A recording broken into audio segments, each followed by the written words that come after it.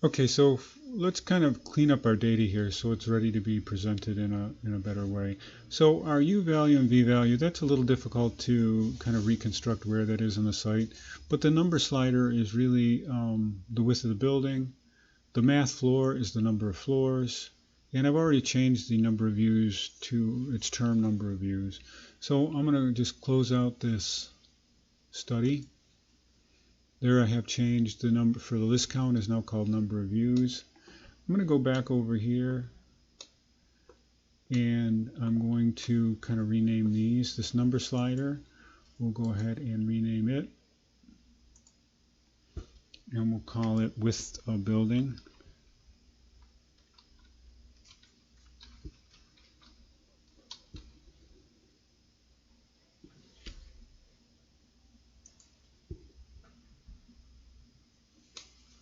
And the other one was that math floor.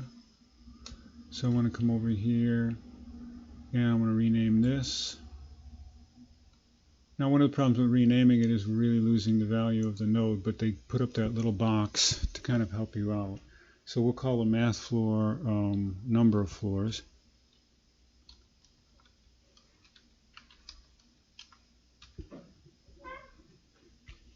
And now that we've had these little more clarity on the way we've labeled these, I'll save that file and we'll go and export that for a generative design, and we'll call it video run 3. I practiced with 1 and 2, and we'll go ahead and export that and close this off, and that'll make a study available for us.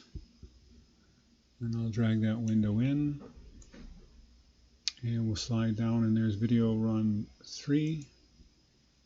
And I want to run this a little bit randomized. So we now have width of building as a input value. And we're asking for number of solutions. We could actually it runs pretty fast. So let's just change this just to see. We'll run 75 runs of it. And we'll go ahead and generate that. And it'll take a little bit longer, but not much. So now we want to do a little bit of filtering, but now if you look at our data set here, we have U, V, width of building, and number of floors, and number of views. And so we can actually do some filtering here. By just clicking on this, I can adjust this slider so that we're only picking the solution set that has more than, well, let's see if I can go in here.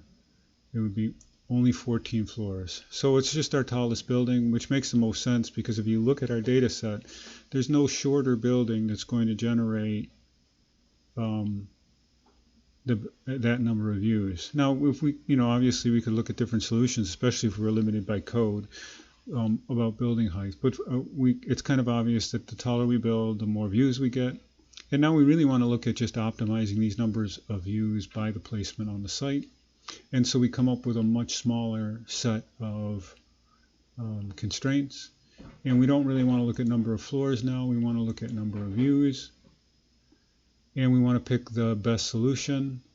So we want to change this down so that it is, I believe they call that, it's now descending, ascending, descending. So this one is the highest value.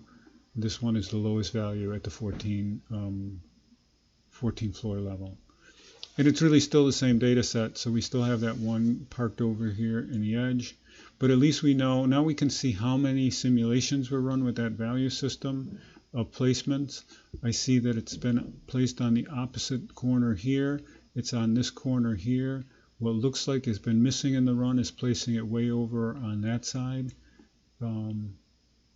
So we might want to actually just generate more UV views for this. But the takeaway here is now we have kind of our first look at automating a process by changing.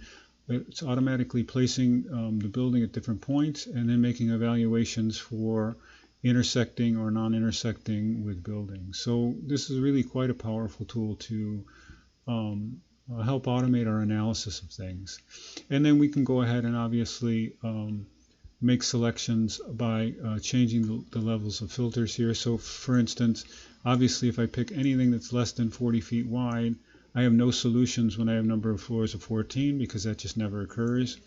So I can pick all kinds of solution sets here in order to pick our to look at our optimized value.